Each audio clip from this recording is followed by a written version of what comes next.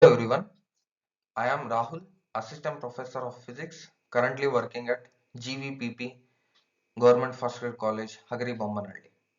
This series we will be discussing about the fifth chapter of Mechanics and Properties of Matter paper of Physics for BSc first semester.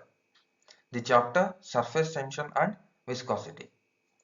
In this session, we will discuss about the definition and meaning of surface tension and surface energy. We will also see the relation between surface tension and surface energy. Let us begin. As you can see, there are some interesting images here. Here, a bug is able to walk on the water without drowning. After the rain, some water droplets are being left on the leaf without all the water going down. Here, in a glass of water, a paper clip is carefully placed. Now, this clip is again floating, it is not drowning. And here, on a coin, water droplets are added. This coin not only able to hold the area equal to water, but it also able to hold more droplets of water than its area. As you can see, the shape can be clearly observed here. Now, why is this possible?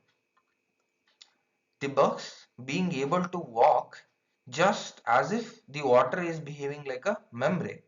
Okay, and here also the clip is able to float because the surface of the water is behaving just like a stretched elastic membrane, and these droplets also just like they have some membrane on this surface, and they are holding on to that membrane to the leaf. Here also the entire surface can be seen like a behaving like a membrane here.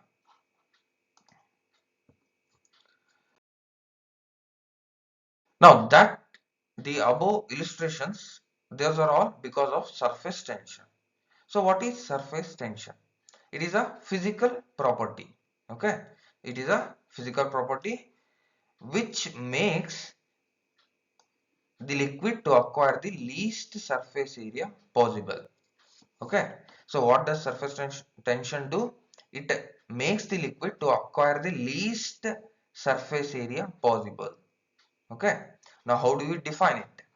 Surface tension is defined as force per unit length. Okay, force per unit length acting along the surface of the liquid, causing the liquid to behave like a stretched elastic sheet.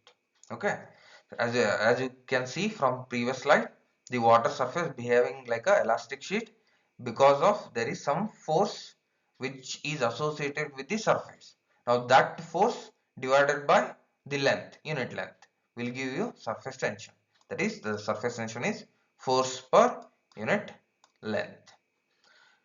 Okay, now the unit for surface tension in CGS system is dynes per centimeter, and in SI system it is Newton per meter. The dimension of surface tension can be written as m t to the power minus 2, because we know that F equals to mass into acceleration, mass dimension m to the power 1, acceleration is distance over time square, so distance measured in length, so L to the power 1 time square, so t to the power minus 2 divided by length is there here, so it is length. Now L get cancelled, you get m t to the power minus 2 as the dimension of the surface tension.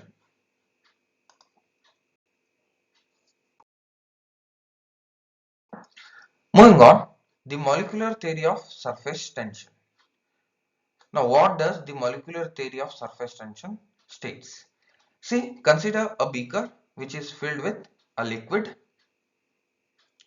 There are three molecules we have considered here. Molecule A, which is well inside the liquid. Molecule B, which is below the surface.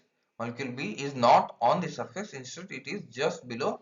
And a third molecule C, which is exactly on the surface. Now, the molecule A experiences some force which is applied by its surrounding molecules. All the molecules which are surrounding in this circle where the molecule A has a sphere of influence will try to attract the molecule A towards them. All the molecules surrounding this will attract this molecule A. Now this type of attraction is called as cohesive force. Okay, cohesive force. Cohesive force, it is the force of attraction caused by molecules of similar type. Since A is surrounded by all similar molecules, all the molecules will exert some force and try to attract this molecule. That force is called as cohesive force. Now, since the force of attraction is equal from all directions, the molecule A will experience no net cohesive force. Okay, there will be no net cohesive force acting on the molecule A because it is surrounded on all sides by the same exact molecules. But consider molecule B.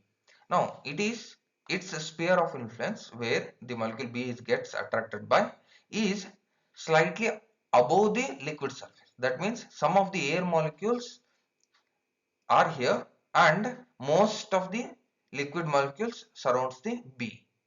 Now here the net force is unbalanced here.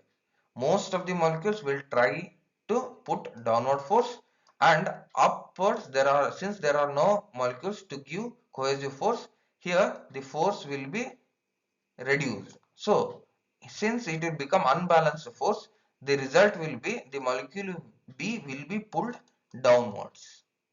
And when coming to molecule C, here exactly half of the molecules are below it and above it is air.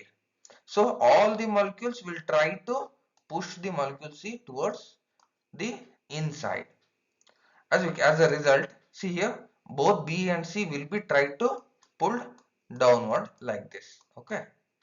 All the molecules near the surface are tried to pull here. Result what happens is that, and you can observe this in any beaker, the layer will not be in straight line like this. Instead, the surface will be stretched one like this. Okay, see, the surface will be actually like this. Any liquid you can take, no surface will be straight line like this. Instead, it will be stretched slightly downwards. Now this downward stretch is the surface tension. Okay, the force required or exerted on the surface to get pulled inward is the surface tension. Okay, now moving on, we have another concept called surface energy. Now what you do is consider a liquid which is extended. Now what does this mean? Take a liquid, it has some surface. Now without adding extra molecules to it, try to expand the liquid. What happens? The surface will be stretched and the surface will be stretched against the inward cohesive force of attraction. Why? Because all the molecules will try to contract the surface, but you are externally stretching it. So the stretching will be against the inward cohesive force. Now once you stretch this surface, what you are doing is you are essentially putting some mechanical work, okay, in extending the surface. This mechanical work, now this mechanical work will be stored where? On the surface. The mechanical work will be stored on the surface in the form of potential energy. Okay. This potential energy stored on the new surface formed is the surface energy. Okay. So what happens here is when you take a liquid, try to stretch its surface. The surface is stretched against the inward cohesive force. So you are doing some displacement against the force. So which is nothing but work done, mechanical work done. Now that work done will be stored on the surface as potential energy. Now this is the surface energy. Now how do you define it? It is defined as increase in potential energy per unit area of the surface. Okay. So increase in per unit area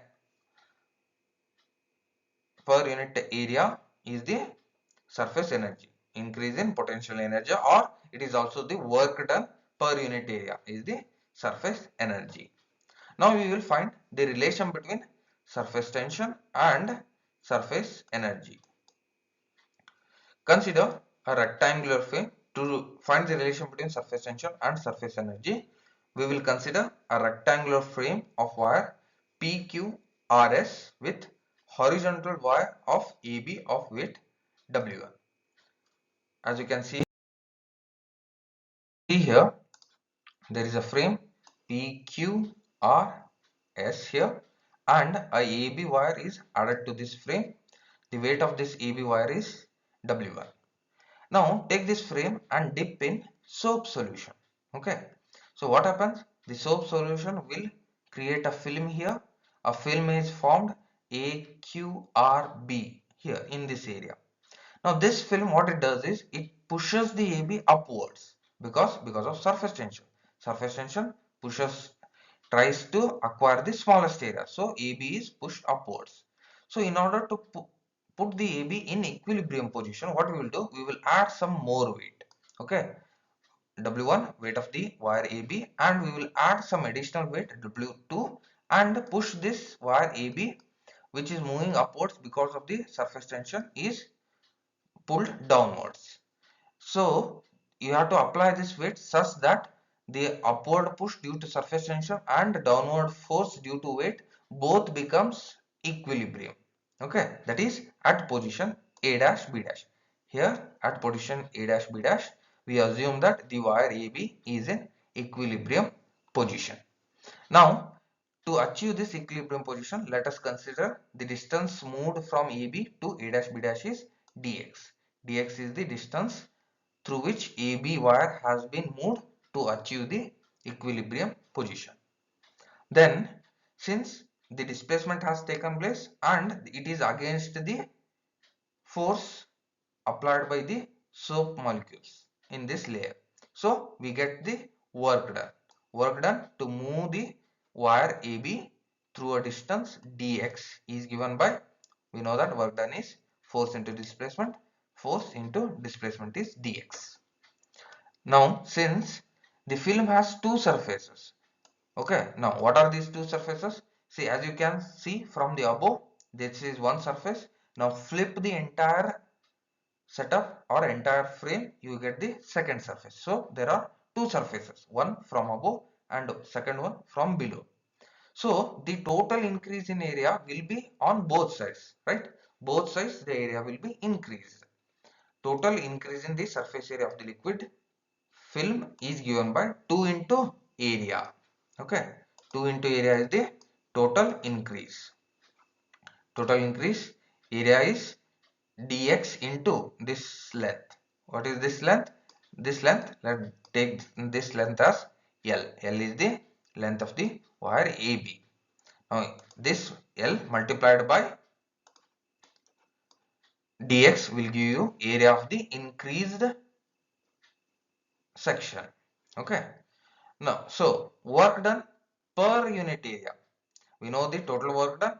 Work done per unit area will be total work done divided by total area displaced, which is work done is F into dx divided by total area is 2 into L into dx. So we have F into dx divided by 2L into dx. We get dx cancel out. We will get F by 2L. F by 2L is the work done per unit increase in area. Now we know that work done per unit increase in area is nothing but it is the surface energy. Why? Because work done is stored as the potential energy. Work done will be stored as potential energy, which is nothing but surface energy. Surface energy is given by F by 2L.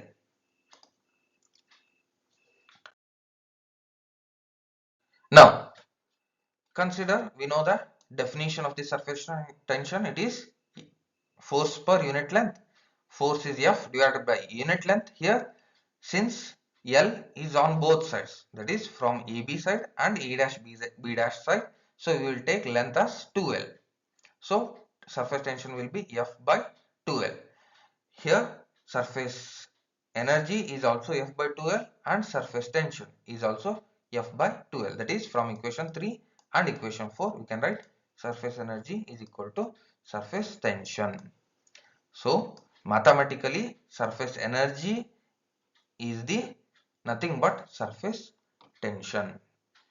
So we will end this session here, and next,